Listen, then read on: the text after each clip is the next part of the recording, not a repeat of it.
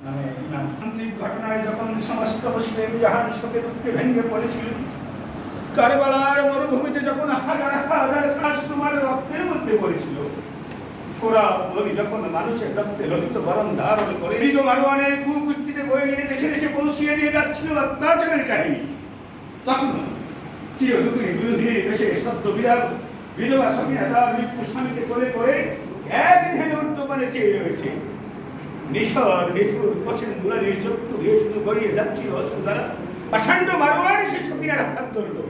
তখন ওই সখিনা তার বস্তাভান্তর হতে নিম্ন ছোড়ায় দেশ হতে নিজের ফোড়ায় নিজে আত্মত্যাগ করল। মারওয়ান খুলল, আর কাউকে কিছু বলতে সাহস পেল না, শুধু আদেশ করলো সবাইকে বন্দী করে দামেস্কের রাজমহলে নিয়ে যেতে। 7 রাত 9 দিন উপবাসী বিপাশায় কাতর ইমাম পরিবারকে উপদ্রব রূপান্তর দিয়ে হাঁটি নিয়ে উপস্থিত হল দামেস্কের রাজমহলে। বন্দীদের মুখে নেই ভাষা, অন্তরে নেই আশা, উদাস দৃষ্টি, সম্মুখে এদিন প্রহরী, পিছনে সর্বহারা কায়রা মানুষ করে তার মুসলিম জাহানের একমাত্র অমূল্য তিনি জয়নলান্তি।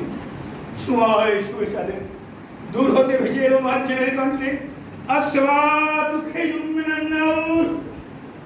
ভোরের নবহর বেজে উঠেছিল রণমহলে। বন্দীদের আগমনের সাথে সাথে শুরু হয়ে এলো মেলা। প্রহরী ফজরের নামাজ তাও কি জুটবে না? হ্যাঁ, সম্রাটের আপনি আসবেন, তিনি যে আদেশ করবেন আমরা তাই মেনে নিতে বাধ্য। হায় খোদা, ধনী গরিব সকলেরই নামাজ পড়ার অধিকার আছে। আমরা কি এমনই গুণাগার যে নামাজ পড়তেও বঞ্চিতা? কেউ গুণাগার নয়, কেউ পাপী নয়। এই প্রলয়ের একমাত্র কারণ আমি হতভাগিনী জয়। আমার ওই পুরারব্যে এদিন পাগল হলো, মহাপ্রলয় হলো, মরণ যজ্ঞের রক্তের ঢেউ হয়ে গেল।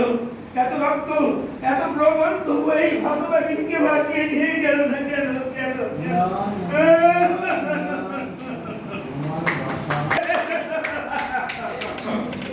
মারওয়ান, দেখিয়ে দাও তো আমার প্রাণের হৃদয়। ওই তুমি বিজয় না, যায় না। বলো তো কে বিজয়ী?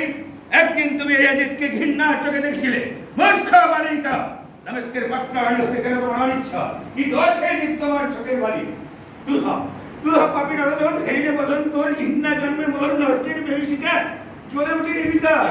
নির্মাণ চক্রান্ত তুই ধনী ধ্বংসী আছে সোনার সংসার, সঙ্গে তোর মারওয়ান পাপিষ্ট কি ভাবিরা অবগা দানা ফুটে চাও ছিল বলা ভেবেছিস? আশ্রামি বলে করিবি হরা? এই দেখ 2-4 গণ সতী নারী তেজিল উপর অনেক আছে কম থাকে।